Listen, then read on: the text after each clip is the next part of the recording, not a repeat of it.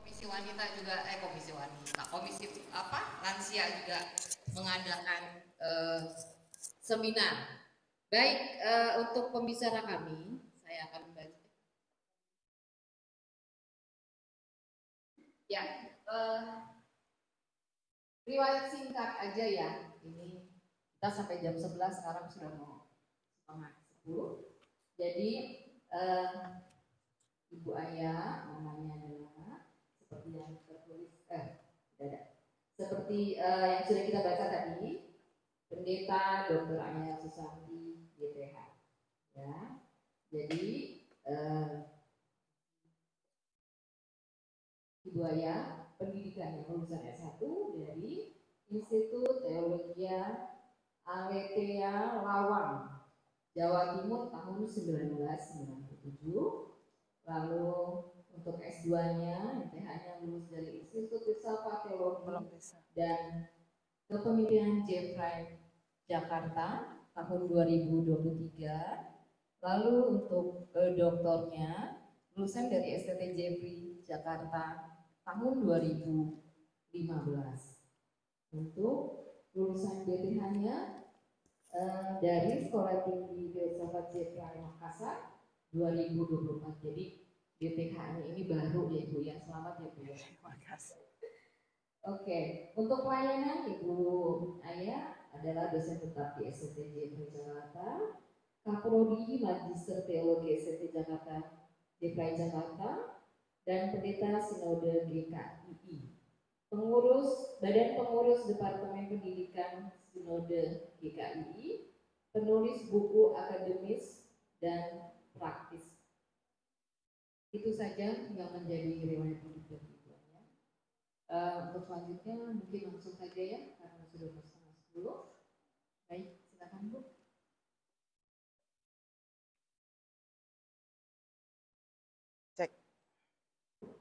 Cek sound.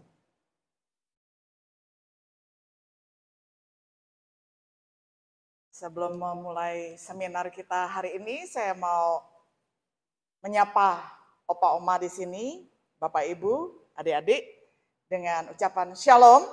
Shalom. Shalom. Shalom. Sekali lagi, Shalom. Shalom. Puji Tuhan. Saya senang sekali ketika melalui Ibu Foni mengundang saya untuk menyampaikan seminar katanya ya. Jadi kalau seminar kesannya nanti kayaknya terlalu gimana gitu ya, semi saja katanya.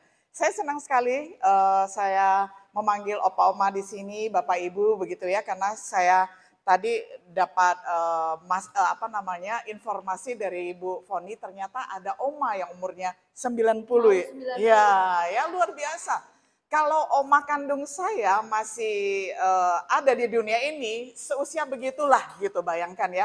Jadi kalau saya memanggil opa oma di sini ya itu artinya saya senang sekali. Saya menganggap di sini betul-betul orang tua saya begitu ya. Terima kasih untuk kesempatan yang diberikan kepada saya, dan saya juga mengucapkan terima kasih kepada Bapak Pendeta Cornelius, ya majelis, pengurus di sini, opa oma, dan terlebih khusus Ibu Foni ya yang sudah kenal saya terlebih dahulu karena beliau adalah mahasiswa di STT Jeffrey Jakarta. Bersyukur untuk kesempatan yang indah ini. Kita langsung saja menuju kepada tema yang diberikan kepada saya. Ini adalah kebahagiaan dan pengharapan di dalam Tuhan pada masa usia indah. Nah, Bapak Ibu, Oma Opa yang terkasih, kalau saya perhatikan ini sebenarnya adalah momen untuk seminar kesehatan. Nah, walaupun saya bukan dari latar belakang disiplin ilmu dokter medis, tetapi saya pikir kesehatan itu bukan hanya menyangkut ilmu medis saja ya, tetapi bisa ditinjau dari psikologi dan juga teologi. Jadi kesehatan mental, spiritual itu berkaitan erat dengan jasmani. Nah, jadi tetap relevan ya. Seminar kesehatan yang menjadi wadah dari kegiatan kita pada hari ini. Nah, untuk itu saya ingin mengajak kita bersama-sama membaca ada 3 ayat bersama yang sudah terpampang di depan ini. Pertama-tama dari Amsal 3 ayat 2, kemudian dari Mazmur 25 ayat 13, lalu Amsal 23 ayat 18 ya. Jadi kita baca bersama-sama dengan kompak ya. Mari opa oma yang dikasih oleh Tuhan kita baca 1, 2, 3. Karena panjang umur dan lanjut usia serta sejahtera akan ditambahkannya kepadamu. Amsal 3 ayat 2. Lalu orang itu sendiri akan menetap dalam kebahagiaan dan anak cucunya akan mewarisi bumi. Mazmur 25 ayat 13. Karena masa depan sungguh ada dan harapanmu tidak akan hilang. Amsal 23 ayat yang ke-18. Nah, opa oma yang dikasih oleh Tuhan, ketika kita melihat tentang kebahagiaan di usia indah, kalau kita kaitkan dengan kitab Lukas pasal 2 ayat 21 sampai 40, kita tahu di situ ada 2 tokoh yang sudah lanjut umurnya ataupun usia indah. Yakni adalah pertama-tama Simeon dan yang kedua itu adalah Hana. Kalau kita nanti pulang ya membaca ayat ini dengan lengkap, kalau di sini tidak usah kita baca lengkap mengingat waktu ya. Di dalam Lukas 2 ayat 28 sampai 32, Simeon ini ketika bertemu dengan Yesus yang waktu itu masih bayi umur 8 hari karena dia mau disunatkan. Nah ini ada kaitannya juga ya bahwa Alkitab itu memang bukan textbook kesehatan ya, tetapi Alkitab itu memuat seluruh prinsip ilmu yang ada di muka bumi ini. Baik itu ilmu ekonomi, hukum, pendidikan, apa saja termasuk kesehatan. Nah kenapa setiap anak laki-laki Yahudi wajib disunatkan pada hari ke-8, ilmuwan pada abad 20 dan abad 21 ini baru mengetahui alasannya. Ya. Kenapa anak laki-laki Yahudi waktu itu ya diwajibkan disunat pada hari ke-8. Nah, ilmuwan ataupun para saintis ataupun katakanlah para medis, dokter gitu ya, baru menemukan jawabannya adalah di abad ini ya. Dikatakan bahwa pada hari ke-8 anak laki-laki kalau disunat, kalaupun ya mengalami resiko pendarahan itu adalah sedikit sekali ya. Nah, jadi pada hari ke-8 itu sangat aman untuk disunat, tetapi jangan pada hari ke-6 atau hari ke-7 atau hari ke-9 begitu. Itu nanti bisa mengalami pendarahan dan bisa mengakibatkan anak itu meninggal dunia. Nah, artinya apa? Alkitab kita ini memuat prinsip ilmu kesehatan yang sungguh sangat luar biasa. Ini cuma salah satu contoh aja bahwa ketika kita membicarakan tentang kesehatan ya, kaitannya kita ini kan seminar kesehatan ya. Itu kaitan langsungnya itu adalah psikis dan rohani ya. Jadi sehat mental, jiwa rohani, dan fisik. Makanya biasanya di dalam ilmu kedokteran itu ada yang kita sebut dengan namanya psikosomatis. Artinya sakit di dalam pikiran tapi menyebabkan fisik kita sakit begitu ya. Psikosomatis karena berasal dari kata psikhe ya. Itu artinya jiwa dan somatis ataupun soma itu artinya tubuh. Jadi jiwa ini mempunyai kaitan yang sangat erat dengan tubuh kan begitu ya. Nah, di sini kita mau kembali kepada Lukas 2 ayat 28 sampai 32. Kita mau mencermati seorang tokoh opa di sini yang bernama Simeon ketika bertemu dengan Yesus yang waktu itu masih baby umur 8 tahun karena mau disunat ya di Bait Allah. Dia menatangnya ya, menatang itu menggendongnya sambil memuji Allah. Karena apa? Berpuluh-puluh tahun Simeon ini sudah menunggu bahwa keselamatan itu dinyatakan dan dia tahu bahwa Yesus yang dia tatang, yang dia gendong itu adalah juru selamat. Makanya setelah menggendong dia merasa puas ya. Simeon ini, opa Simeon merasa puas dipanggil kembali oleh Allah setelah bertemu dengan juru selamat. Walaupun juru selamat waktu itu masih baby umur 8 hari. Nah kemudian dikatakan bahwa mata Simeon melihat keselamatan datang dari Allah. Jadi dia puas sekali. Jadi umurnya udah sepuh ya. Hari-hari, bulan demi bulan, tahun demi bulan dilalui dengan penuh pengharapan dia akan bertemu dengan juru selamat. Dan sekarang ya juru selamat ada di dalam gendongannya. Bayangkan kepuasannya ya. Kita mencoba membayangkan ikut merasakan sukacitanya opa Simeon ini ya. Dia mengatakan mataku sudah melihat keselamatan dari Allah. Dia sudah melihat terang yang dinyatakan bagi bangsa-bangsa di dunia ini. Nah jadi ini adalah teladan bagaimana seorang opa yang sudah uzur ataupun sudah sepuh merasa merasakan kebahagiaan tertinggi ketika dia berjumpa secara pribadi dengan Yesus, juru selamat dunia, dan Yesus menjadi juru selamat pribadi bagi dia ya. Nah, ini sekilas kita melihat bagaimana kebahagiaan Opa ya. Nah, sekarang kita mau melihat kebahagiaan seorang Oma yang bernama Hana ya. Setelah mencatat riwayat tentang Opa Simeon ini, maka Lukas 2 ayat 36 sampai 38, hanya 3 ayat ini ya, memuat tentang sukacita seorang Oma yang bernama Hana. Nah, Hana ini adalah seorang nabiah ataupun nabi perempuan. Dia sudah sangat lanjut umurnya. Hana menikah dan hidup 7 tahun bersama suaminya, dan setelah itu dia menjanda. Dia janda yang berumur 84 tahun. Lalu kegiatannya adalah setelah dia menjanda, dia siang dan malam berdoa dan rajin berpuasa di bait Allah ya. Jadi dia mengucap syukur bertemu dengan Yesus Kristus waktu yang sama dengan Simeon ya, karena mereka Opa dan Oma ini ya, walaupun itu bukan pasangan tetapi sama-sama orang yang merindukan bertemu dengan juru selamat.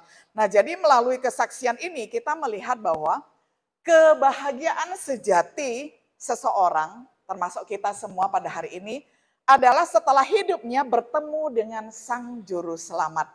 Kalau belum bertemu berarti kebahagiaan kita belum sempurna. Jadi puncak kebahagiaan sebagai seorang manusia itu adalah kita memiliki Juru Selamat. Nah, kebahagiaan orang Kristen sejati tidak pernah hilang karena ia melabuhkan jangkar pengharapannya itu kepada Allah. Nah, kalau berbicara tentang jangkar, kita ingat angkatan laut kan gitu ya. Kalau angkatan laut ya, yang biasanya berdinas di laut begitu ya.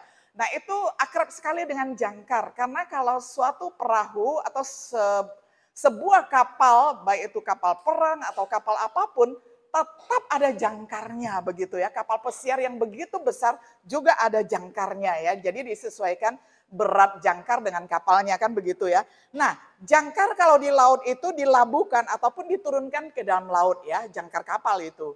Tapi Alkitab berbicara tentang jangkar pengharapan. Nah, jangkar pengharapan kita ini, sau itu adalah jangkar. Kita membaca yuk dari Ibrani 6 ayat 19 ya, ada di sini. Ibrani 6 ayat 19 ya, kita mulai dari kalimat pengharapan itu adalah sau ya, kita baca bersama-sama. 1, 2, 3. Pengharapan itu adalah sau yang kuat dan aman bagi jiwa kita, yang telah dilabuhkan sampai ke belakang tabir ya. Nah, jadi di situ kita melihat Ibrani 6 ayat 19 ini mencatat tentang jangkar. Jangkar itu adalah sau. Kalau jangkar kapal dilabuhkan ke lautan, tetapi pengharapan kita sebagai orang Kristen, sau kita itu, jangkar pengharapan kita itu dilabuhkan ke atas ya. Nah, ini bedanya ya. Jadi jangkar rohani kita, jangkar jiwa kita itu dilabuhkan ke atas. Jadi pengharapan kita itu ditautkan kepada Allah, makanya jiwa kita menjadi sehat. Jiwa kita merasa aman, jiwa kita merasa mempunyai jaminan. Makanya orang Kristen pernah diadakan penelitian, sampelnya itu ribu-ribuan orang ya, diadakan penelitian. Dan bersama dengan orang Kristen juga diteliti orang-orang yang di luar kekristenan. Dan setelah angket diisi ya, survei itu setelah dianalisa, ternyata orang yang paling sehat jiwanya itu adalah orang Kristen. Nah, kenapa demikian? Karena kita mempunyai sau pengharapan itu ya. Kita mempunyai pengharapan yang dilabuhkan ke atas, yakni kepada Allah Tritunggal, kepada Allah Bapa, Putra dan Roh Kudus. Nah, itu yang menyebabkan jiwa orang Kristen itu paling sehat, dan itu sudah teruji melalui survei ataupun melalui angket begitu ya, dan itu dilakukan di Amerika. Jadi bisa dipercaya sekali. Karena apa? Walaupun kita mungkin tidak membeli asuransi yang merek ini, merek itu ya, tetapi asuransi kekal kita sudah terjamin di surga. Itu yang menyebabkan kita sehat jasmani dan sehat rohani. Ya, ada pepatah yang mengatakan ya, di dalam tubuh yang sehat terdapat jiwa yang kuat. Sebenarnya kalau menurut saya setelah belajar teologi sekian lama, harusnya begini, di dalam jiwa yang sehat terdapat tubuh yang sehat ya, terdapat tubuh yang kuat. Jadi kesehatan itu dimulai dari jiwa ya. Kalau jiwa kita sehat dan kuat, otomatis tubuh akan mengikuti. Ya, coba kalau kita stres, langsung lambung kita merasa nggak enak, betul? Ya, kalau stres itu kan langsung menghantam lambung ya. Itu dari mana kita tahu kita stres? Dari otak ya, dari jiwa kita yang membisikkan, waduh ini ada situasi yang gawat darurat nih ya. Lalu ketika otak kita stres kan dari jiwa, dari mental ya kan, dari rohani takut ya kan, langsung menghantam di mah kita atau lambung kita. Nah kan jadi sebenarnya kuncinya itu bermula dari rohani atau mental ya atau spiritual. Nah jadi seperti itu ya hubungannya. Nah jadi Bapak Ibu, Opa Oma yang terkasih, pada usia indah yang berbahagia ini dan berpengharapan, kita dapat mengisi hidup kita ini dengan beberapa hal ya. Saya sudah menulis ya, mencatat begitu. Yang pertama-tama ya kita tetap dapat berkarya di usia indah. Jadi saya memberikan beberapa contoh tokoh dunia yang walaupun usianya sudah uzur ya, sudah sepuh begitu, tetap energik dan tetap dapat memulai segala sesuatu dengan baik. Nah saya juga mau sharingkan umur saya memasuki kayaknya ya, enggak tahu usia indah biasanya kita mulai dari rentang umur berapa, saya ini sudah 54 ya, saya kelahiran tahun 70. Mama saya meninggal usia 62 dan saya minta sama Tuhan, Tuhan kalau bisa janganlah seperti mama saya ya, 62 kalau bisa seperti oma saja. Oma saya meninggal umur 73 begitu ya. Nah nanti saya sharingkan ya. Oke, jadi saya mungkin sudah usia indah begitu, tapi saya mempunyai pengharapan nanti kalau di usia indah saya sudah punya banyak program ya di otak saya ini mau kerjakan ini, mau kerjakan itu. Karena saya berkesan sekali ketika saya pergi ke Singapura dari airport ya, saya sudah melihat loh yang melayani koper-koper, yang melayani segala macam itu semua rambutnya itu sudah putih ya atau sudah abu-abu. Artinya apa? Mereka sudah sepuh umurnya tetapi tetap produktif ya, dan itu membuat saya merasa waduh kok pemandangan ini tidak kita lihat di Indonesia ya. Di Indonesia umur 58 karena PNS ataupun ASN itu sudah pensiun, di ABRI juga begitu, TNI begitu ya. Nah jadi saya pikir kayaknya setelah pensiun dari perusahaan atau dari negara atau dari pengabdian sebagai prajurit mengabdi bagi negara, kita tidak boleh pensiun. Status boleh emeritus kalau bagi pendeta ya. Pendeta kan kalau pensiun namanya emeritus begitu ya kan. Nah, tetapi kita tetap harus punya program pribadi yang tidak boleh pensiun begitu ya. Karena kalau kita tetap produktif, otak ini bekerja dan itu mengatasi kepikunan, tidak akan pikun begitu ya. Nah, itu kuncinya. Jadi di dalam benak saya nanti kalau saya sudah misalnya ya, kalau sebagai seorang dosen, kalau sampai profesor dia pensiunnya umur 75 ya. Tapi kalau setelah 75 universitas atau STT begitu ya masih mau minta profesornya mengajar, itu masih boleh mengajar sampai Tuhan memanggil begitu ya. Nah, jadi saya pikir seandainya pun kalau misalnya setelah pensiun sebagai seorang dosen tidak ada lagi yang mau mengundang saya tetap mempunyai program pribadi, mau menulis buku, ya mau membuat video-video. Makanya saya sejak dari COVID yang lalu ya suka merekam kegiatan saya untuk diupload di YouTube gitu ya untuk menjadi berkat begitu. Jadi itu program saya, enggak muluk-muluk, tetapi yang jelas ada gitu ya. Dan saya memang ingin melanjutkan menulis buku yang sudah baru 20-an ya, nanti bisa menulis sampai 30, 40, 50 gitu ya, itu cita-cita saya. Nah kita melihat contoh-contoh tokoh dunia, ada banyak contoh tokoh dunia yang menghasilkan karya maestro ataupun karya terbaik di masa usia senja mereka. Contohnya itu adalah Sir Winston Leonard Spencer Churchill ya. Kita tahu dia ini kelahiran tahun 1874, meninggalnya tahun 1965. Dan dia menjadi seorang Perdana Menteri Inggris pada usia 81 tahun. Ini keren ya. Opa gitu loh ya. Umur Opa 81 tahun menjadi Perdana Menteri Inggris ya. Kalau di sini kan kayaknya jadi presiden umur 72 aja itu sudah diejek-ejek ya kan. Padahal kalau dia kuat kenapa? Ya kan nggak apa-apa ya. nggak apa-apa gitu loh. Yang penting ada semangat yang membara, yang penting ada integritas. Kita dukung saja. 70 masih kecil dibandingkan dengan Sir Winston ini kan. 81 dia baru jadi Perdana Menteri. Keren sekali ya. Nah, lalu kita melihat sekarang Oma ya. Oma Clara Barton memimpin Palang Merah Internasional pada usia 83 tahun. Kita semuanya pernah ke rumah sakit, dan di rumah sakit kita kalau berurusan dengan transfusi darah ataupun misalnya menyumbangkan darah, donor darah gitu ya, kita melihat tanda palang merah ya kan, palang merah itu. Nah, dia memimpin Palang Merah, Oma Clara ini pada usia 83 tahun ya. Ini luar biasa. Ini menjadi pemantik semangat bagi saya yang masih 54 ini ya. Dia udah 83 tahun aja masih bisa memimpin, hebat ya, berskala internasional. Apalagi saya baru 52 misalnya begitu ya. Nah, opa di sini yang baru 70. Wah, baru itu ya kalau dibandingkan dengan 83 ya kan. Nah, kemudian yang berikut. Nah, yang bernama Opa Robert Frost, dia menulis puisi-puisi termasyhur pada usia hampir 80 tahun. Ini hebat, luar biasa. Nah, ini seperti cita-cita saya ya, karena saya suka menulis puisi, menulis sastra, menulis karya ilmiah, menulis buku, menulis jurnal ya. Nah, jadi nanti di masa saya lansia, saya akan melakukan pekerjaan Opa Robert Frost ini ya, menulis buku-buku ya. Nah, kemudian yang berikutnya kita melihat Opa Oliver Wendell. Ya, Oliver Wendell Holmes, dia menjadi hakim agung pada usia 90 tahun. Nah, karena di sini ada Oma yang umur 90 tahun, lihatlah ya Oma ya, enggak apa-apa, tetap bercita-cita, tetap mempunyai tujuan yang mulia di dalam hidup ini ya. Enggak muluk-muluk sih gitu ya, misalnya cita-citanya ingin menjadi Oma teladan bagi anak cucu, itu pun udah cita-cita yang mulia.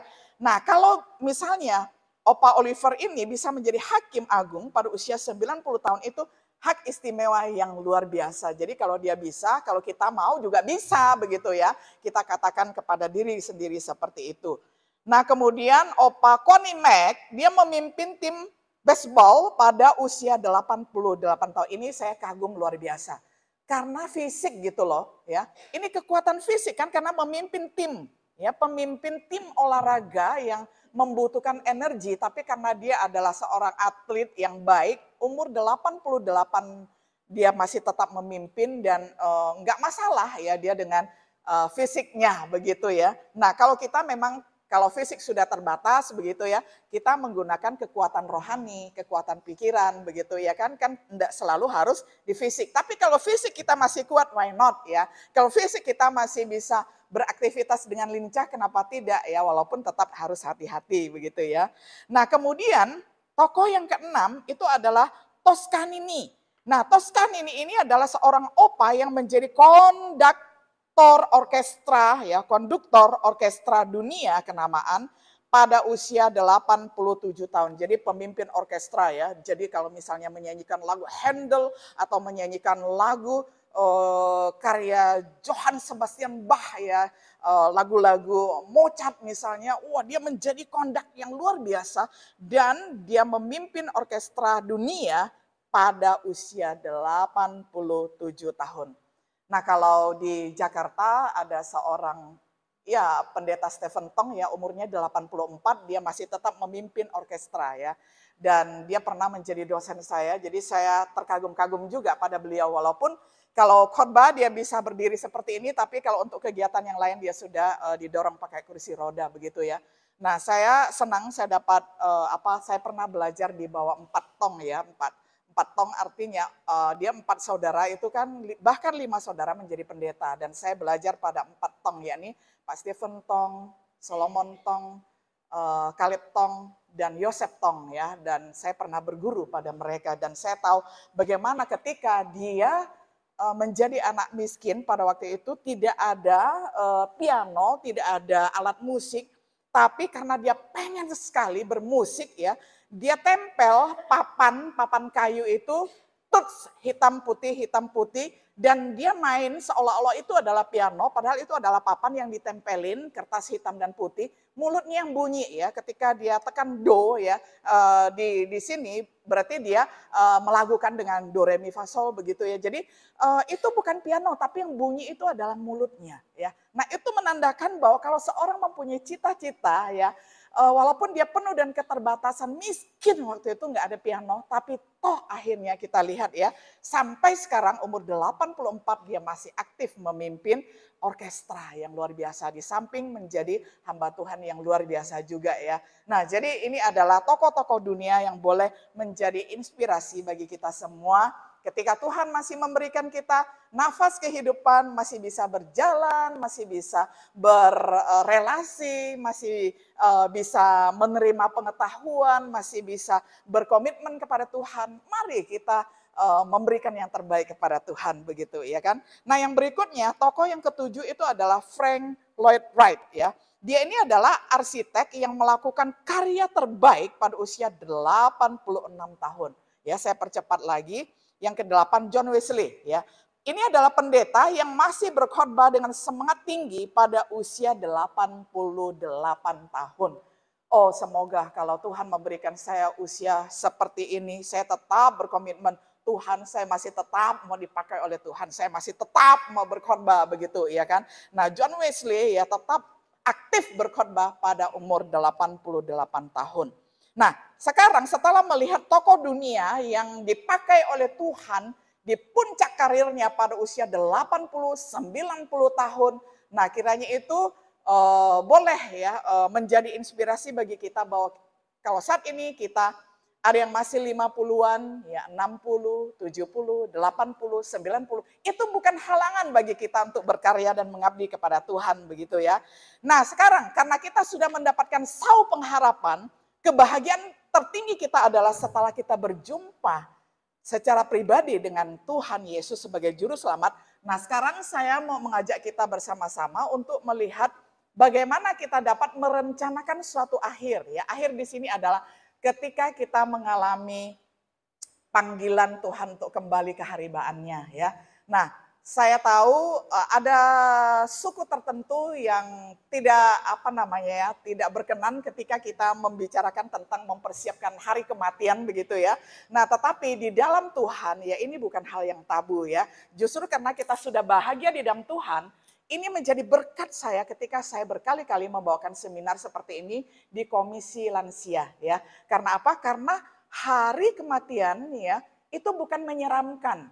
Boleh disebut dengan hari kemuliaan. Karena itu adalah hari di mana kita dimuliakan. Kita berjumpa secara pribadi dengan Tuhan dan juru selamat kita kan begitu ya.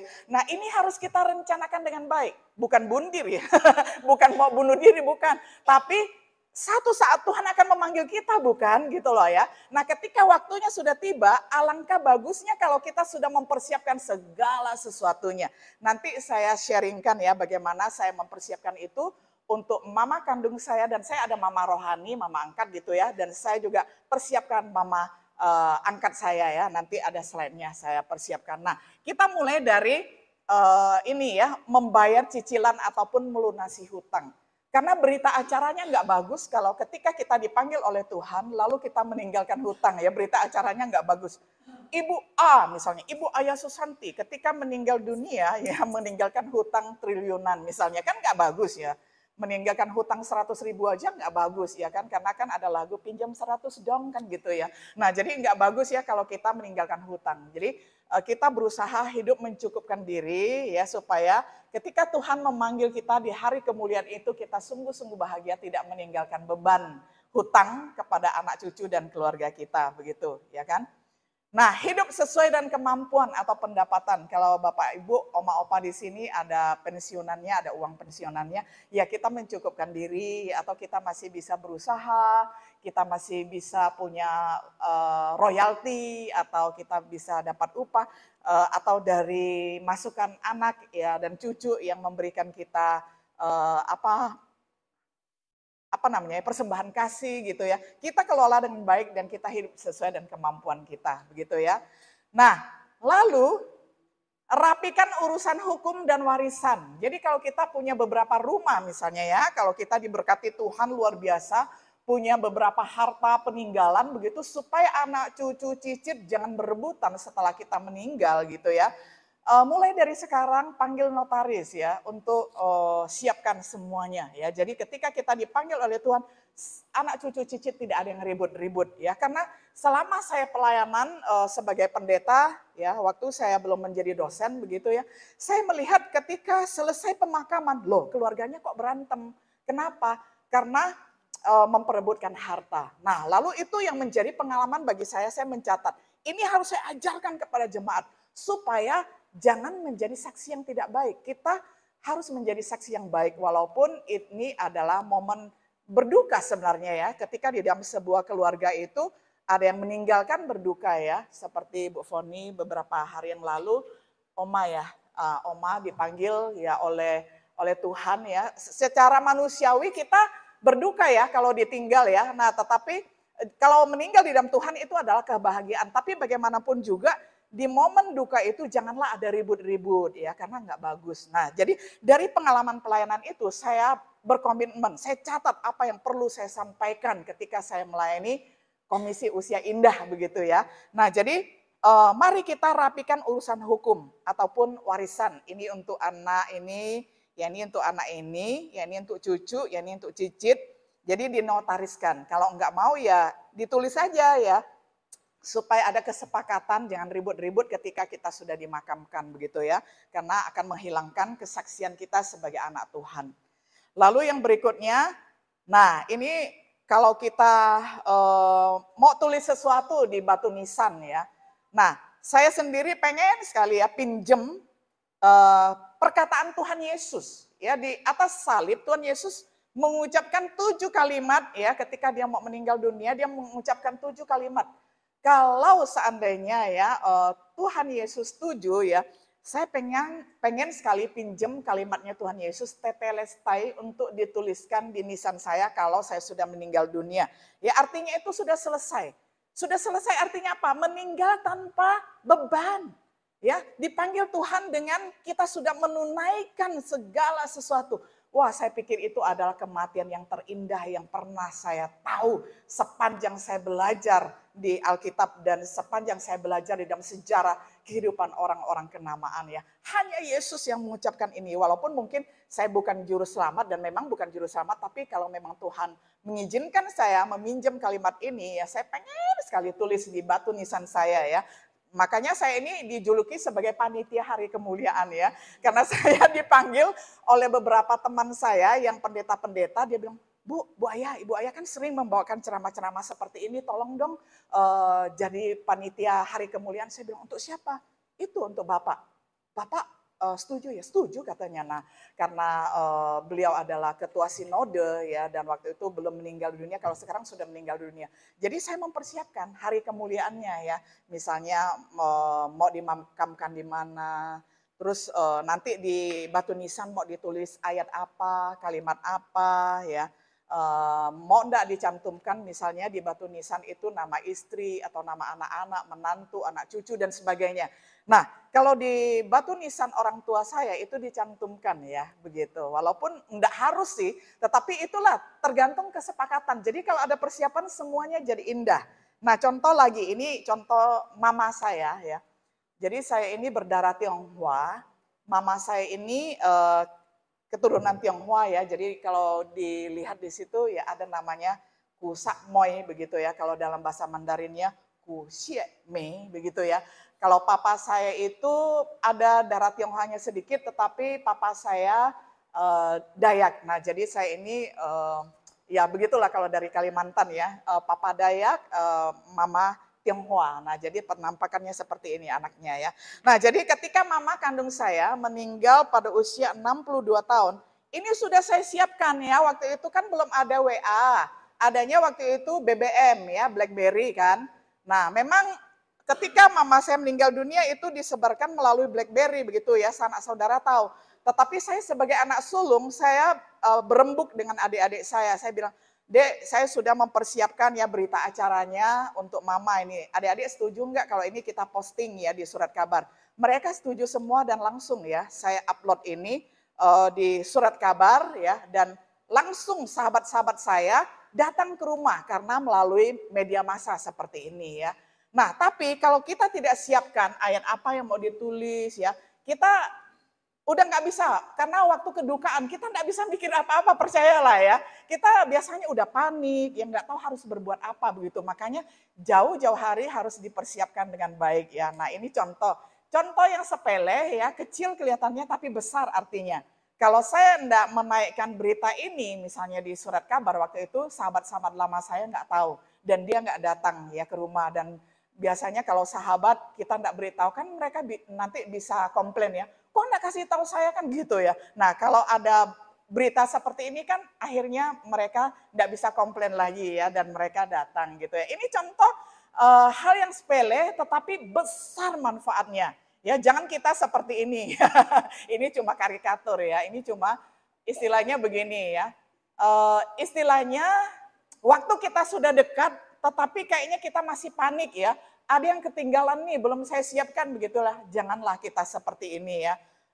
Kita enggak tahu kapan Tuhan bisa memanggil kita setiap saat. Alangkah baiknya ya kalau semua urusan sudah kita siapkan. Termasuk ya kita ini mau dikremasi atau makamkan. Kalau saya secara pribadi saya tidak setuju kremasi, walaupun ya di gereja Tionghoa ya ketika saya menjadi pendeta di gereja Tionghoa banyak yang minta dikremasi, dan saya adalah pendeta yang memimpin acara kremasi juga, tapi hati saya tidak damai ya. Saya lebih senang kalau jemaat itu minta dimakamkan ya. Makanya ketika mama kandung saya meninggal dunia, saya dengan adik-adik sudah sepakat ya, dan mama juga sudah saya tanyakan, Ma, nanti kalau hari kemuliaan mama sudah tiba, Mama mau pakai peti warna apa? Dia bilang mau yang putih. Nah ini sesuai dengan permintaan Mama. Jadi kan kita yang melakukan